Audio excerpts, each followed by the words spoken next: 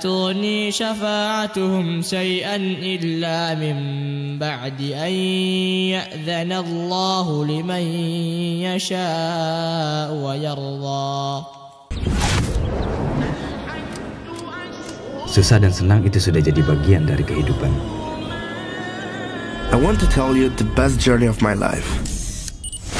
Itu jadi bagian dari perjalanan setiap orang. Kalau diisinya dengan diam aja di tempat, apa iya bakal ada hal-hal menarik yang terjadi? I think this is the time to let the adventure begin. Padahal kita bisa berjalan lebih jauh dari yang kita bayangkan. Hey, beruntung apa enggak? Excuse me, you know where is this place? You can come with us, tapi kamu harus lanjut lagi pakai kapal. Can I join you? Oke. Okay, thank you. Setiap orang butuh perjalanan ke tempat-tempat di luar zona nyaman. I met good people along the way. Their kindness really moved me. Amanap, ini ada kebetulan ini mau ke pulau. Tolong diantar lah. My whole sense awakened by this incredible nature. And the people who are sincere can be seen and felt. Supaya bisa terus belajar hal baru. I understand the meaning of her words now. She's the one who introduced me to this place, to let me find an answer. A journey is about connection, interaction, mutual respect. It's about each other. Oh, di sini. This one was given by my mother. Kamu sudah tepat datang kemari. Not only about receiving, but also about giving. Lengkapi perjalananmu bersama Songkok Nasional Afta Al-Furqan kita.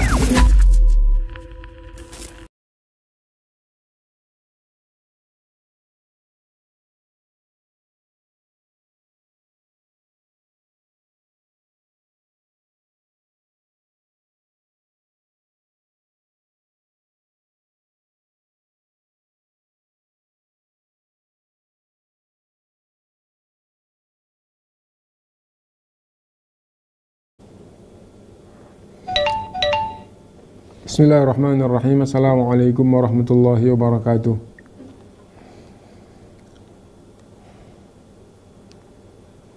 Innal hamdalillah nahmaduhu wa nasta'inuhu wa nastaghfiruh wa na'udzu billahi min shururi anfusina wa sayyiati a'malina.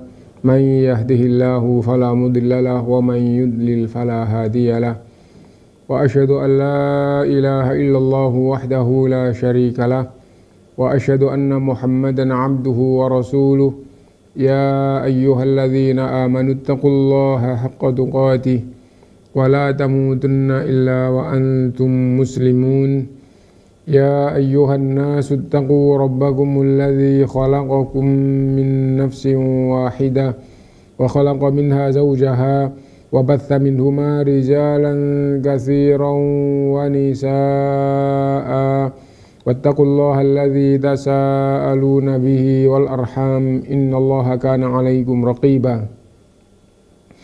يا أيها الذين آمنوا اتقوا الله وقولوا قولا سديدا يصلح لكم أعمالكم ويغفر لكم ذنوبكم ومن يطع الله ورسوله فقد فاز فوزا عظيما أما بعد فإن أصدق الحديث كتاب الله وخير الهدي هدي محمد صلى الله عليه وسلم وشر الأمور محدثاتها وكل محدثة بدعة وكل بدعة ضلالة وكل ضلالة في النار. Ma'asyiral muslimin rahimakumullah, alhamdulillah kita bisa melanjutkan kajian kita dari kitab Fiqih Al-Wajiz fi Fiqih Sunnah wal Kitabil Aziz. Kita sedang dalam bab kitabus sholat dan kita sampai pada bagian-bagian sholat yang hukumnya adalah sunnah, yang mana sunnah-sunnah di dalam sholat itu menyempurnakan sholat. Dan seperti pada pembahasan awal, sunnah-sunnah sholat itu ada dua macam, sunnah-sunnah ucapan atau bacaan-bacaan yang hukumnya sunnah, dan yang kedua adalah amalan atau gerakan-gerakan yang hukumnya sunnah. Dan kita sampai pada bagian yang kedua, yang nomor 5, yaitu gerakan atau amalan di dalam sholat yang hukumnya adalah sunnah untuk menyempurnakan sholat yang kita lakukan. Yang kelima, taqdimul yadaini ala rukbataini fi sujud. Wa fi hadza khilaf, bahwa apabila dari i'tidal setelah sami Allahu liman hamidah berdiri baca rabbana walakal hamdu lalu sujud. Nah, ulama berbeda pendapat karena adanya hadis yang berbeda. Ada yang menguatkan yang lebih baik yang satu, yang satunya itu. Pendapat yang kedua ya, mengatakan yang lebih baik yang satunya. Nah, kalau gitu ya mau nggak mau kita harus belajar dan mencari mana yang lebih mendekati dalilnya untuk kita ikuti, gitu ya. Nah, adapun di kitab kita ini taqdimu al-yadaini ala rukbataini fi sujud. Dari i'tidal menuju ke sujud mendahulukan tangannya sebelum lututnya. An Abi Hurairah radhiyallahu an, dari Abu Hurairah radhiyallahu an, ia berkata, qala Rasulullah sallallahu alaihi wasallam, idza sajada ahadukum fala yabruk kama yabrukul ba'ir wal yadha yadayhi qabla rukbatayhi. Jika salah satu di antara kalian sujud, maka jangan seperti menderumnya unta. Letakkanlah dua tangannya sebelum bawah ini. Itu. Yang pertama, An Abi Humaid fi wasfihi salatan Nabi sallallahu alaihi wasallam qala, dari Abi Humaid ketika ia mensifati salat Nabi sallallahu alaihi wasallam qala, fa idza sajada wada'a yadayhi ghairu muftarishin wala qabidahuma. Nabi SAW tatkala sujud tidak merenggangkan tangannya, jadi nempel di lantai atau di tanah atau di sajadah. Rasulullah kalau sujud tidak merenggangkan jari jemarinya dan tidak menggenggamnya. Jadi kalau sujud tidak genggam dan juga tidak merenggangkan, gitu. Lah berarti gimana? Lurus dan merapatkan. Nah, ketika sujud gini. Sebagaimana ketika takbir juga seperti itu, tidak genggam dan juga tidak merenggangkan, tapi merapatkan jari jemari, dan kalau takbir menghadapkan telapaknya ke kiblat. Kalau sujud seperti ini dan menghadapkan jari jemarinya karena diletakkan di lantai, meletakkan jari jemarinya, menghadapkan jari jemarinya ke kiblat. Jadi tidak begini dan juga tidak begini. Nah, tidak genggam, tidak merenggangkan jari jemari, tidak genggam, tidak menghadapkan begini dan juga tidak ke sana, tapi meluruskan jari jemarinya ke kiblat. Itu yang pertama. Wa anil Bara', dan dari Bara' Ibn Azib radhiyallahu anhu qala Rasulullah sallallahu alaihi wasallam idza sajadta fadhu kaffaika warfa mirfaqaika. Rasulullah SAW bersabda, kalau kamu sujud letakkan telapakmu di lantai. Tadi kan pembahasan tentang jari tidak digenggam, tidak direnggangkan, dirapatkan, ujung jarinya dihadapkan ke kiblat. Yang kedua, telapak nempel di tanah, otomatis telapak sama jarinya nempel tanah, nempel lantai, gitu. Nah, jadi tidak boleh misalnya ini lantai terus gini, tidak boleh gini atau gini. Nah, ada yang sujudnya gini, tidak boleh begitu, harus telapaknya ditempelkan dan diangkat sikunya. Tidak boleh sujud nempel semua di lantai sampai siku nempel di lantai, tidak boleh. Meskipun hukumnya adalah sunnah, gitu. Yang ketiga, wa an Abdullah bin Malik bin Buhainah, dan dari Abdullah bin Malik bin Buhainah, anna Nabi sallallahu alaihi wasallam kana idza shalla, adalah Nabi SAW tatkala salat, farraja baina yadayhi hatta yabdu bayadha ibdaihi. Kalau sujud merenggangkan sikunya, membuka sikunya, ya, sampai kelihatan putih ketiaknya. Lah, nggak pakai baju dah, kok kelihatan putih ketiaknya? Ya bisa jadi ketika dia sedang ihram, sehingga pakaian atas itu kain ihramnya cuma dikemulkan aja, ketika dia sujud akhirnya kebuka. Nah jadi itu. Intinya bahwa ada hadis seperti ini, dan yang paling gampang untuk mengatakan ketika apa ini, wallahu alam, tapi yang paling gampang ngomong mungkin saja ketika sedang ihram, sehingga akhirnya ketiaknya kelihatan. Tapi kalau pakai baju gini, meskipun gini kan nggak kelihatan, meskipun dibuka gini kan nggak kelihatan ini, karena pakai baju. Tapi kalau pakai ihram, nah gampang, bagian tertentu yang nggak apa-apa kelihatan itu kelihatan. Nah, intinya bahwa sikunya tidak nempel di tanah dan diangkat, dan tidak didekatkan pinggang sikunya, tapi dibuka. Sikunya sini tidak didekatkan pinggang, diangkat kedua sikunya, nah, dan ujung jarinya dihadapkan ke kiblat. Sesungguhnya hadis Aisyah ini masuk di dalam dua hadis di atas, yaitu jari jemarinya dihadapkan kiblat, sikunya diangkat dan direnggangkan atau dijauhkan dari pinggangnya. Nah jadi itu sunnah yang hendaknya dilakukan ketika sujud. Nah berikutnya, wa an Wa'il bin Hujrin, masih tetap sunnah-sunnah waktu sujud. Ya, hendaknya diperhatikan. Semakin diperhatikan sempurna, semakin sempurna. Gitu.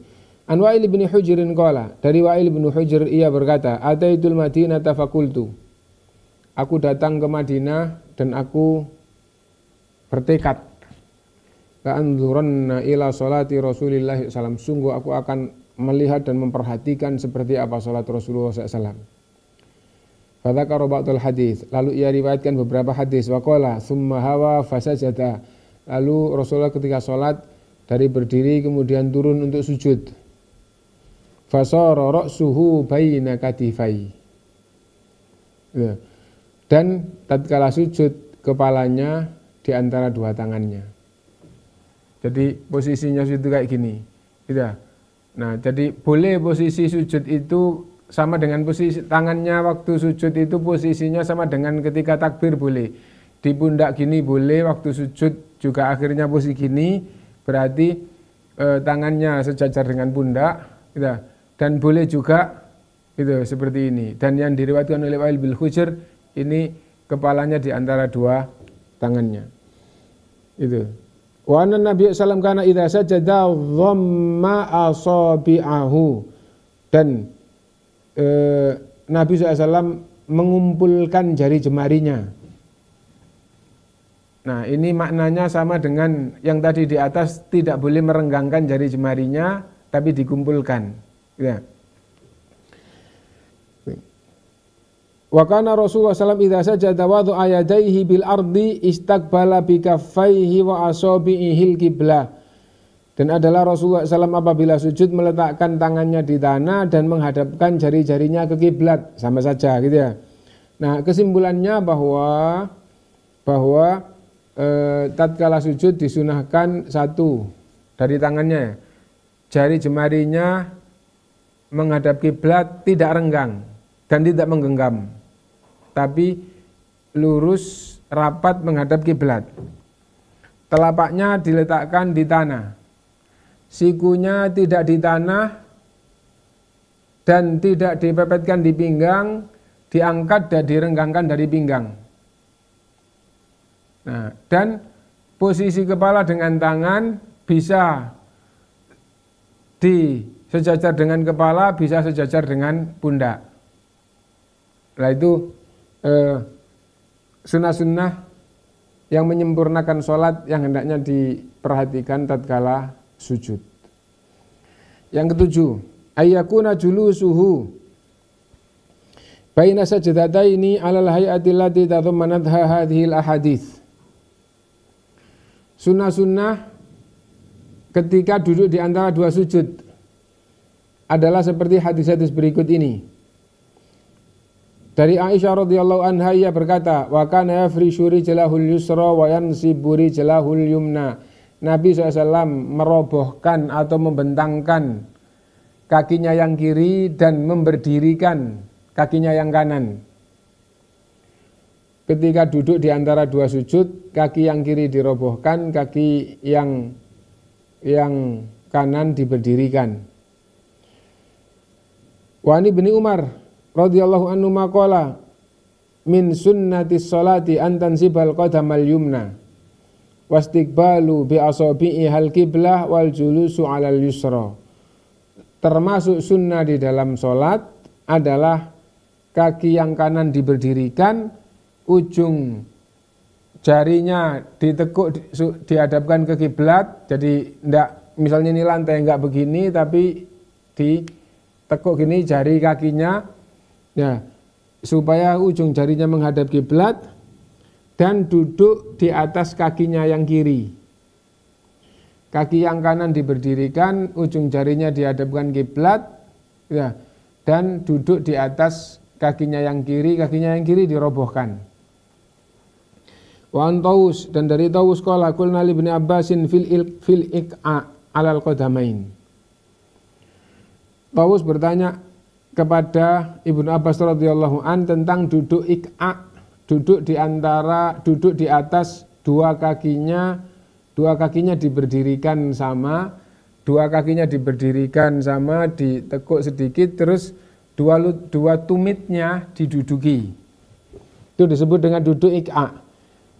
Faqala hiya sunnah, itu pernah dilakukan oleh Nabi SAW. Faqulna lahu innahu lanarahu jafa'an birrajuli. Kita menilai tidak bagus duduk kayak gitu, kayak orang kolot gitu, sholat kok kayak gitu. Faqala Ibnu Abbas bal hiya sunnatu Nabi sallallahu alaihi wasallam. Bahkan itu telah dilakukan oleh Nabi SAW, berarti itu salah satu dari duduk yang disunahkan. Hanya saja kebanyakan ulama mengatakan itu duduk yang boleh karena Nabi pernah melakukannya, tetapi yang sunnah adalah yang masyhur atau yang umum, yaitu duduk di atas kakinya yang kiri dan kaki yang kanan diberdirikan.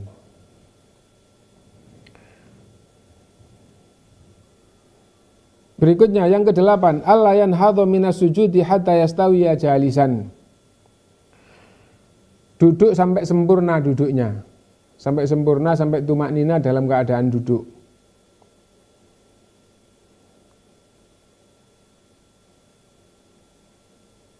Ini bukan duduk itu ya.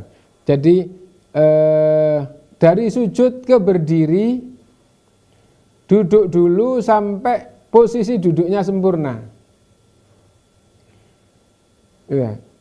Jadi artinya enggak sekedar kayak duduk, enggak sampai posisi duduknya sempurna. Jadi tadi itu duduk di antara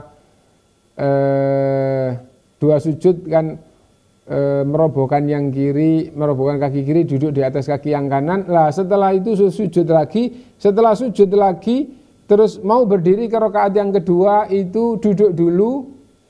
Nah, sampai posisi duduknya itu sempurna. Duduk dulu sampai posisi duduknya sempurna, lalu lanjut ke berdiri untuk ke rakaat kedua yang sering dikenal dengan duduk istirahat. Ya. Julusul istirahat maksudnya apa?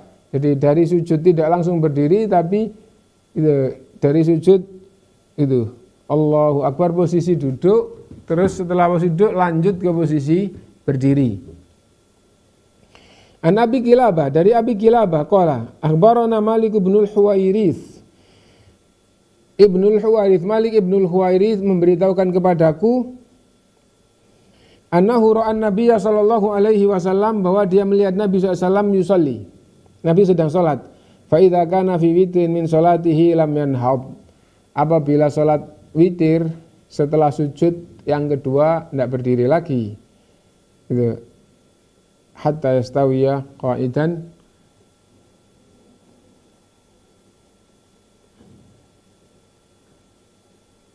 Annahu ra'an Nabiyya sallallahu alaihi wasallam, sesungguhnya dia melihat Nabi SAW yusolli tatkala Nabi salat, fa idza kana fi witrin, apabila dapat 1 rakaat ganjil pertama atau ketiga, min salati lam yanhad, tidak langsung berdiri, hatta yastawi qaidan, tetapi duduk dulu. Dari sujud Allahu Akbar duduk, baru berdiri ke rakaat yang genap. Karena kalau rakaat 1 atau rakaat ketiga terus ada rakaat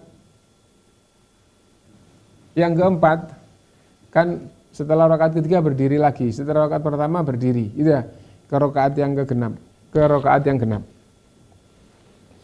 Dari sujud tidak langsung Allahu Akbar berdiri, tapi duduk dulu. Nah, berikutnya yang ke-9, ayat tamida alal ardi idza qama minar rak'ah. Apabila dari sujud menuju ke berdiri, gitu ya, berdirinya bersandarkan dengan 2 tangannya di tanah.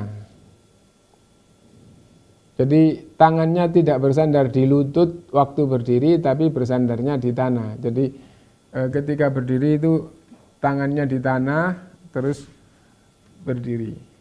Nah, An Ayyub an Abi Kilabah qala ja'ana Malik ibnul Huwairits. Malik ibnul Huwairits datang kepada kami, fa shalla bina fi masjidina hadza, lalu salat di masjid kita ini. Faqala, lalu ia berkata, inni la usolli bikum wa ma uridu shalah. Saya akan salat bersama kalian dan aslinya dalam hati tidak punya niat salat bersama kalian.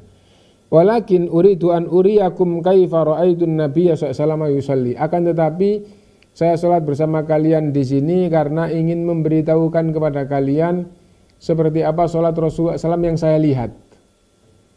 Malik ibn Huwairits, sahabat, melihat salatnya Rasulullah, nah ingin memberitahukan kepada umat salat Rasulullah seperti ini. Qala Ayyub, fakultu li Abi Kilabah. Ayyub berkata kepada Ibnu Kilabah, berkata pada Abu Kilabah, wa kaifa kanat salatuhu, seperti apa salatnya Abi Kilabah yang ingin memberitahukan salatnya Rasulullah SAW kepada umat itu.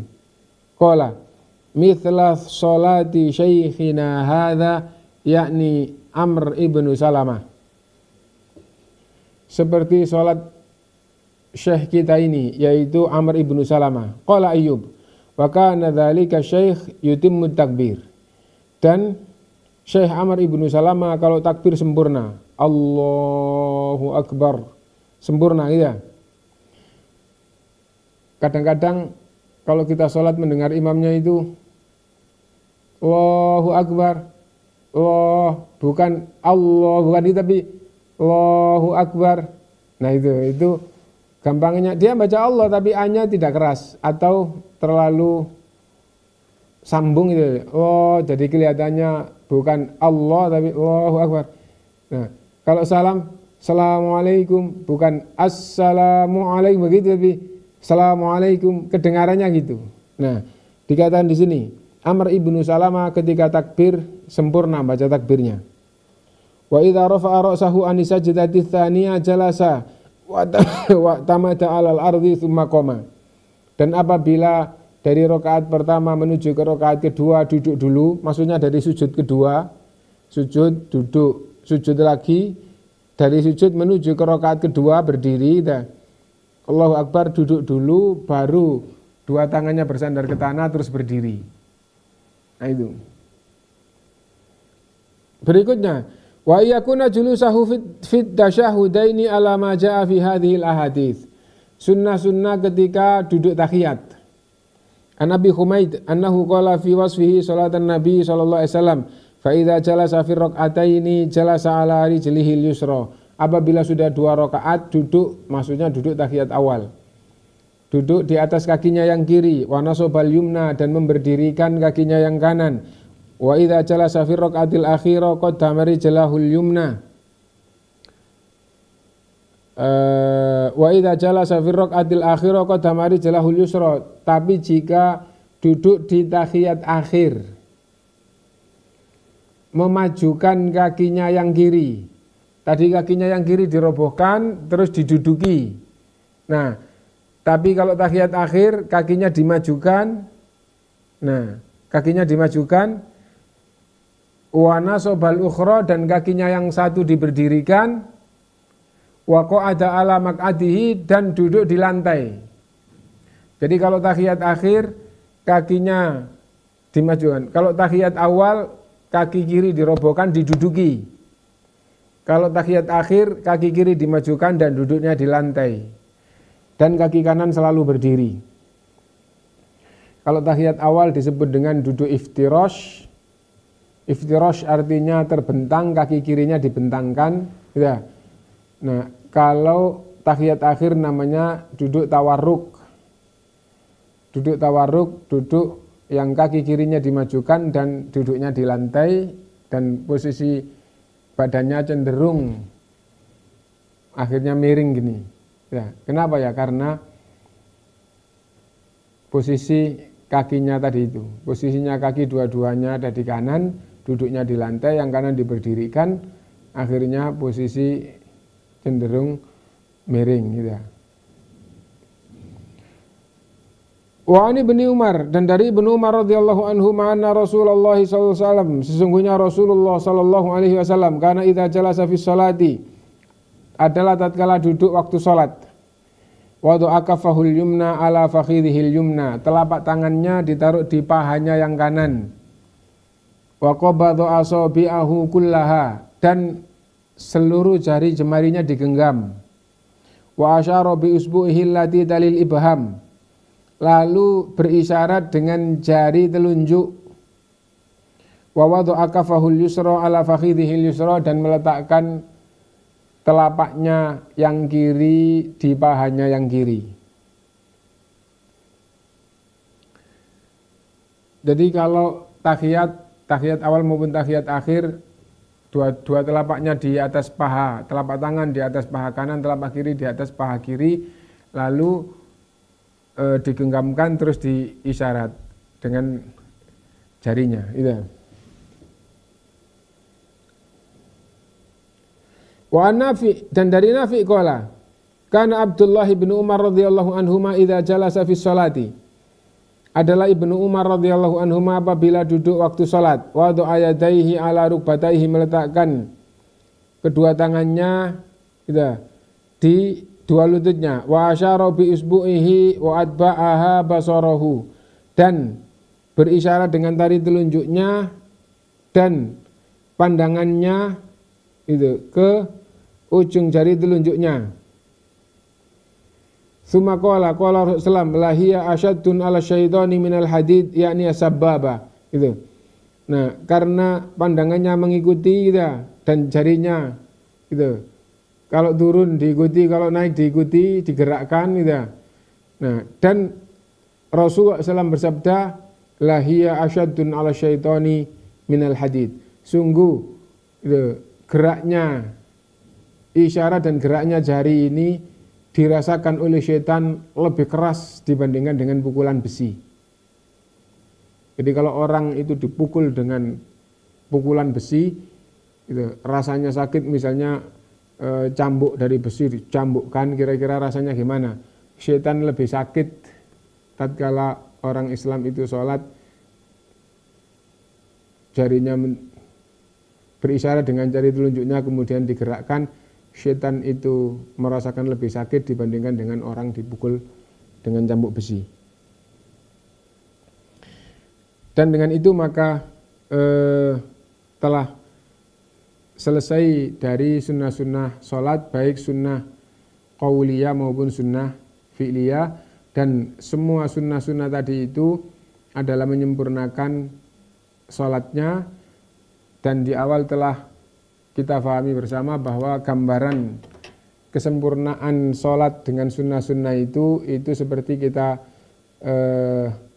diberi gambaran pendekatan makna. Seandainya sholat itu adalah bangunan rumah, ada bagian pokok, bagian rukun yang jika tidak terpenuhi tidak sah sebagai rumah untuk ditempati. Nah, bagian rukun sholat, bagian paling penting, tidak sah jika salah satu rukun itu tidak terpenuhi. sudah kita baca ada 14. Ya. Nah, seandainya digambarkan rumah, misalnya rumah terus baru fondasi tembok, tapi atas itu sama sekali belum ada atapnya, sehingga kalau hujan ya tetap kehujanan, nyimpan padi, nyimpan nasi, kehujanan, kalau panas, kepanasan. Nah, maka itu belum disebut sebagai rumah yang siap huni. Kalau sholat tidak dikatakan sholat yang sah. Kenapa? Ada rukun, ada bagian terpenting yang belum terpenuhi sehingga tidak sah atau tidak dikatakan sebagai sesuatu yang diterima. Apabila rukunnya terpenuhi semuanya, ada bagian yang wajib. Ada bagian yang wajib, gitu. Nah, apabila tertinggal tidak sengaja dan sudah tidak mungkin dipenuhi, maka sholatnya sah. Contohnya seperti apa? Contohnya seperti tahiyat awal. Kalau sholat itu ada 2 tahiyat, tahiyat awal hukumnya adalah wajib. Kalau tahiyat akhir hukumnya rukun. Rukun tadi itu harus terpenuhi, kalau nggak terpenuhi tidak sah. Kalau wajib, nah contohnya tahiyat awal, hukumnya adalah wajib jika tertinggal tidak sengaja. Misalnya seperti apa? Sholat maghrib setelah rakaat kedua Allahu Akbar berdiri sudah masuk ke rakaat ketiga. Maka Rasulullah SAW memerintahkan jangan kembali untuk tahiyat awal. Nah, lah nggak pakai tahiyat awal, tertinggal tidak sengaja sudah masuk ke rakaat ketiga.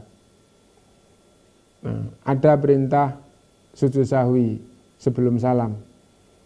Ternyata setelah tahiyat lupa sujud sahwi, terus salam tidak sujud sahwi, ya, tidak sengaja. Kenapa? Karena tidak ingat.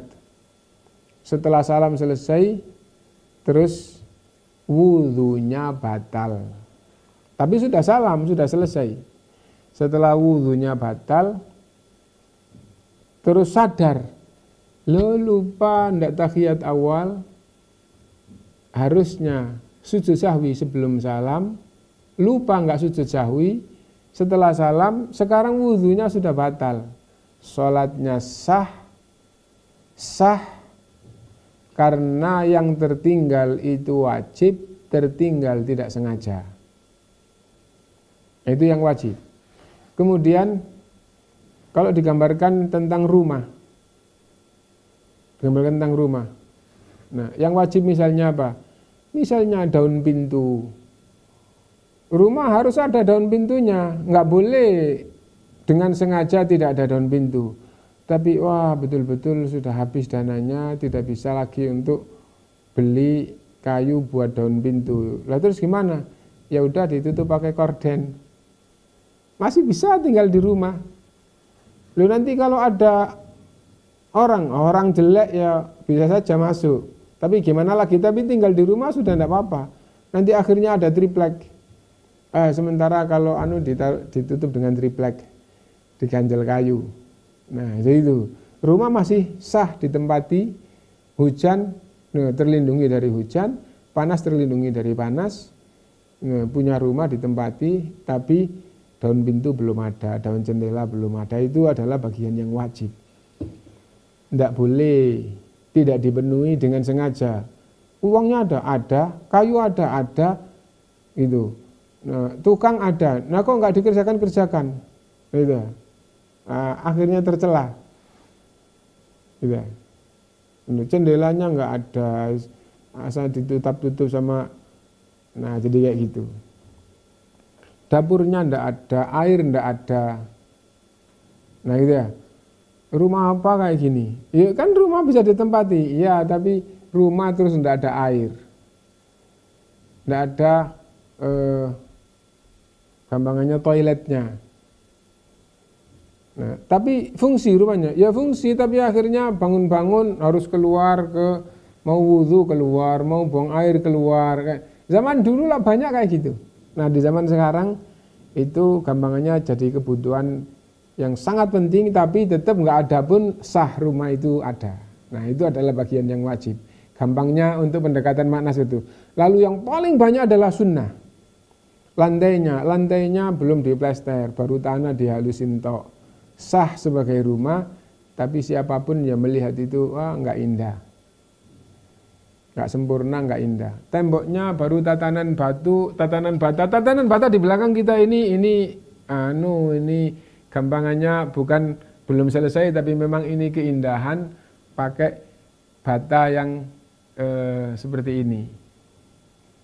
Itu, dan sengaja tidak dipolot karena apa? Ya memang maunya seperti ini, gitu ya.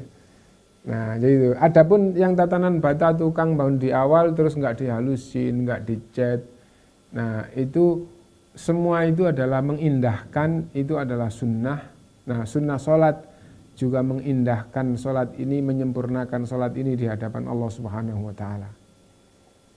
Nggak ada sunnahnya sholat itu sah tapi menggugurkan kewajiban.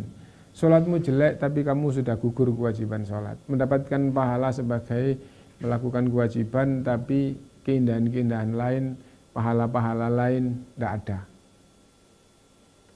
Nah itu sunnah-sunnah sholat. Gitu. Lantainya masih gini, temboknya baru tatanan bata, gitu.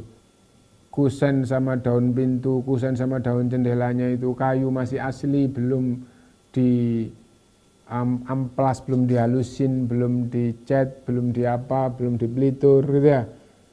Nah itu semua adalah sunnah-sunnahnya gitu ya. Nggak indah, rumah nggak ada kayak gitu. Gitu ya. Nah atasnya itu baru kuda-kuda sama genteng, nah, bawahnya genteng itu nggak ada plafonnya. Kalau melihat ke atas itu gampang sawang gitu ya. Nah jadi itu sunnah-sunnah gitu. Nah sholat itu ada 3 bagian, baik ucapan maupun amalan atau gerakan terbagi 3. Ada yang rukun harus terpenuhi, nggak terpenuhi sholatnya tidak sah. Ada yang wajib harus terpenuhi, tapi jika tertinggal tidak sengaja sholatnya tetap sah. Dan ada bagian yang ketiga, baik ucapan maupun gerakan yang hukumnya adalah sunnah, sengaja tidak dilakukan, sholatnya sah. Tapi kalau dilakukan, sengaja tidak dilakukan, supaya apa? Supaya cepat. Nah, yang sunnah-sunnah sengaja tidak dilakukan, sholatnya sah tapi tidak baik. Rukun harus terpenuhi, nggak terpenuhi batal. Wajib harus terpenuhi, tapi kalau tertinggal tidak sengaja, sholatnya tetap sah. Itu sunnah, meskipun ditinggal dengan sengaja, sholatnya tetap sah, hanya saja sholatnya jelek, tidak indah, tidak sempurna. Semoga bermanfaat untuk kita semuanya. Semoga Allah SWT memberi kemudahan kepada kita untuk menjadi hamba yang beriman, beramal soleh dengan sebaik-baiknya, melakukannya yang sempurna, rukunnya, wajibnya, sunnah-sunnahnya, sehingga sholat kita betul-betul sempurna, mendekatkan diri kita kepada Allah, dan akhirnya kita kembali kepada Allah dalam keadaan ridho dan diridhoi oleh Allah, sebagaimana firman Allah, ya ayyatuhan nafsul mutmainnah, wahai jiwa yang tenang, tentram di atas ibadah kepada Allah, irji'i ila rabbiki radiyatan mardiyah, kembalilah kepada Tuhanmu dengan rasa ridho dan diridhoi oleh Allah. Fadkhuli fi ibadi wa dkhuli jannati, masuklah ke dalam golongan hamba-hambaku yang baik, yaitu an-nabiyyin was-siddiqin wasyuhada'i was-shalihin, dan masuklah ke dalam surgaku. Semoga kita masuk di golongan itu. Subhanakallahumma bihamdika asyhadu an la ilaha illa anta astaghfiruka wa atubu ilaik. Walhamdulillahirabbil alamin. Wassalamualaikum warahmatullahi wabarakatuh. Al Furqan TV, saluran pendidikan, dakwah dan inspirasi Islami.